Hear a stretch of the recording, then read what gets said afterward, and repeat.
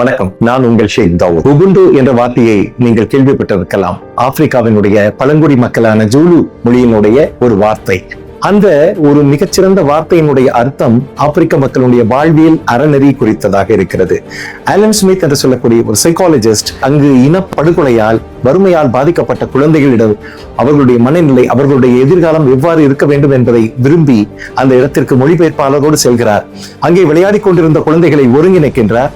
ஒருங்கிணைத்த குழந்தைகளிடம் ஒரு சிறு போட்டி நடத்தப் போவதாகவும், அந்த போட்டி என்பது அருகாமையில் 20 அடி தூரத்திலே ஒரு பழக்கூடை வைக்கப்பட்டிருக்கிறது.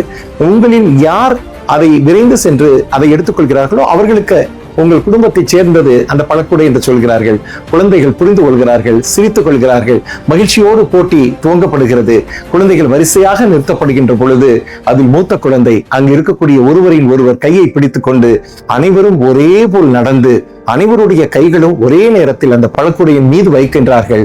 வைத்து விடுகின்ற பொழுது ஆலன் ஸ்மித் மிக அதிசயித்து போகிறார். ஒன்றை சொல்கிறார், ஏன் நீ எடுத்துக்கொள்ளாமல் மற்றவர்களையும் இணைத்து சென்றாய் என்ற பொழுது அந்த குழந்தை சொல்கிறது, பிறர் பசித்திருக்கும் பொழுது நான் மட்டும் எப்படி உண்பது? I am because we are என்கிறது.